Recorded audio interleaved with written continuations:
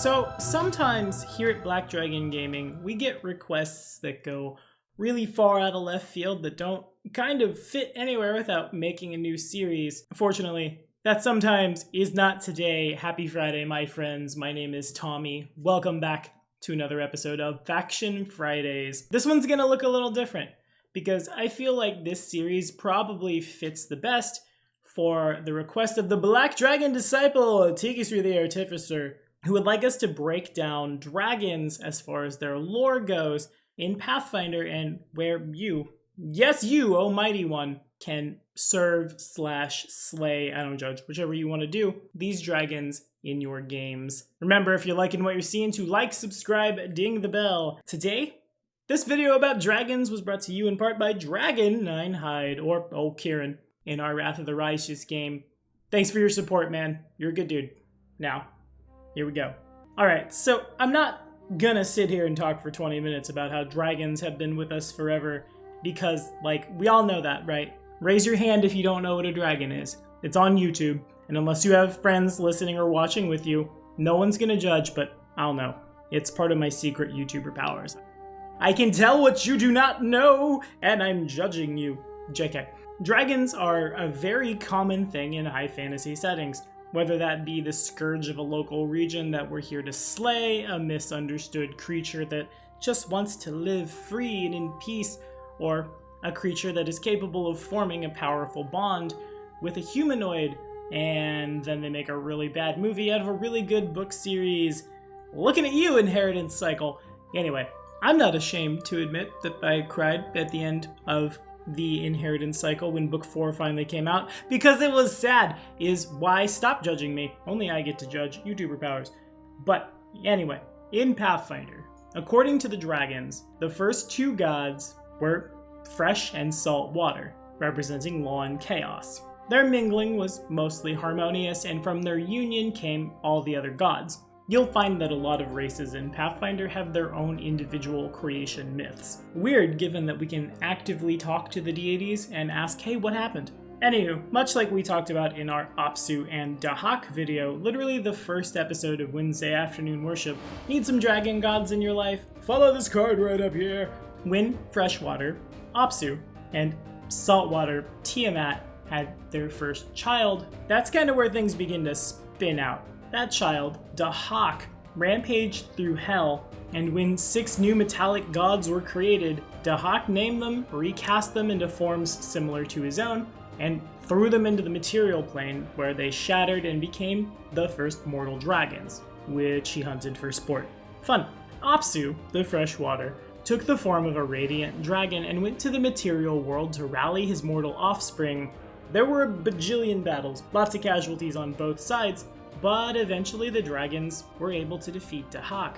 Dahak cried for Mala in the moment of Dahak's demise, and she offered to heal the injured mortal dragons if they spared her poor boy's life.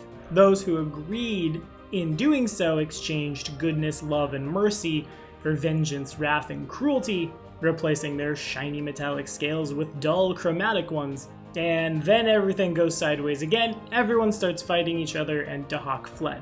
Apsu and the good dragons decided to rest and then search for a world far from Dahak where they would know peace. Dahak eventually gives chase, and it seems, as of draconic lore, that Golarion will be the place where chromatic and metallic dragons make their final confrontation. But that's not for a little while.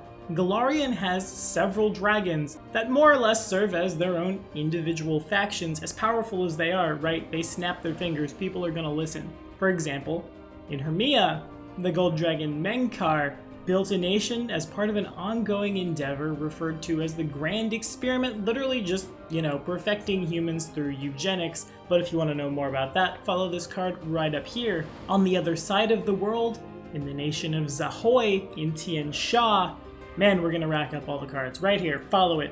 The region is ruled by a sovereign dragon and has been for a very, very long time. Not only just in the position of absolute ruler, no, the military is run by relatives of the sovereign dragon. Fun. Of course, you could always step over to the world of Triaxis if you'd like to make friends with a companion dragon and train with Apsu's followers for that eventual last stand, or head down to Dahak's Fang in the Shackles if you'd like to become an ideal servant for the god who wants to destroy the plane.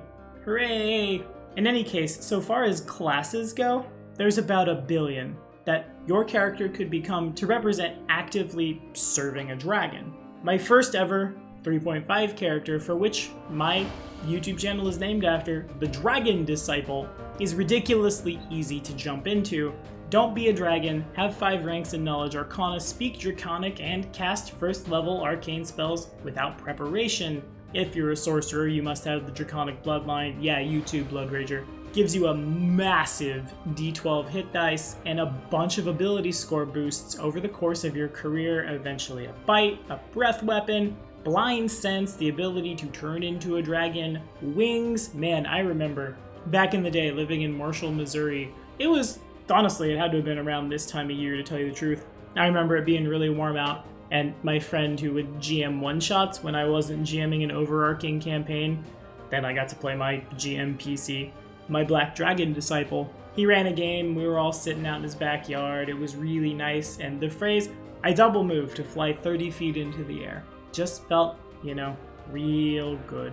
3D combat is best combat, and it's even better when you're buffing out your ability scores, especially in lower point buy games, so you can pad out other things as well. 2 strength, 1 con, 1 int, all of these +2 boosts mean you can have a really high dex and be like a Blood Rager with a less than awesome strength score, knowing that eventually you're gonna rise to the occasion and catch up, while not sacrificing on your armor class. One of my favorite dips ever forever, the Scaled Fist Monk replaces all of the wisdom stuff with charisma stuff, gets different feats as bonus feats that are dragon flavored, buffs on saves against fear, paralysis, and sleep effects, eventually getting a breath weapon at the cost of ki.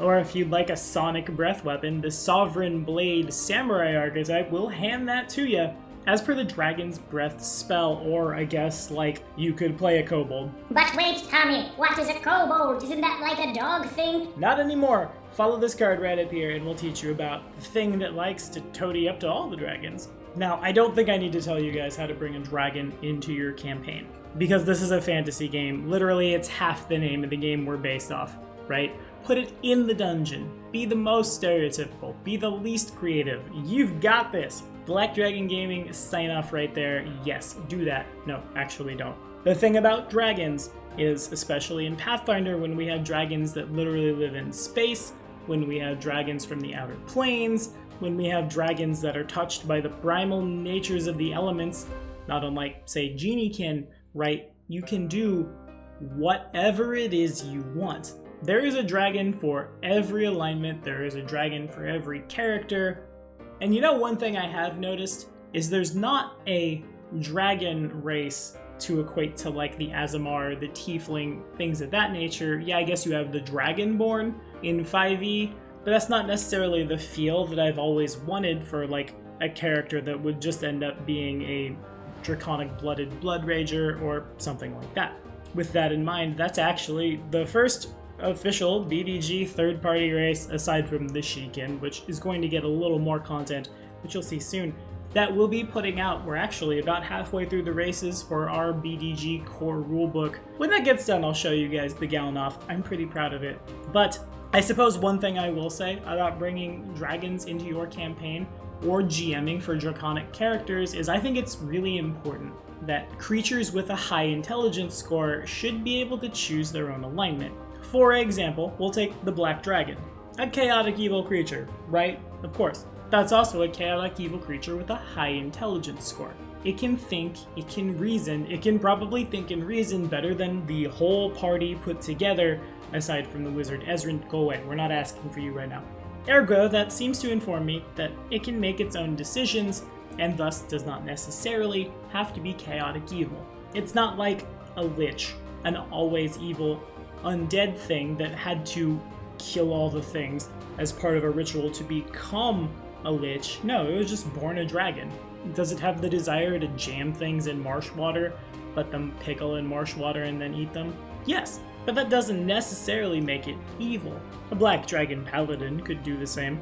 Just, only at the bad guys. Food for thought in your campaigns. Shaking up the tropes will always make things feel fresh, make them feel fun, probably make at least one player be like, Hey, but wait! Dragons are always evil if they are chromatics. don't be that guy.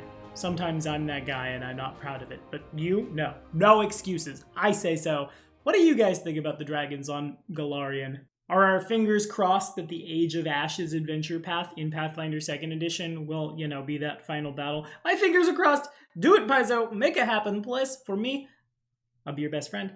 Anyway, thanks for watching. Like, subscribe, ding that bell, guys. The next episode of Faction Fridays doesn't drop on Sunday, Monday, Tuesday, Wednesday, Thursday, or Saturday. It drops next Friday.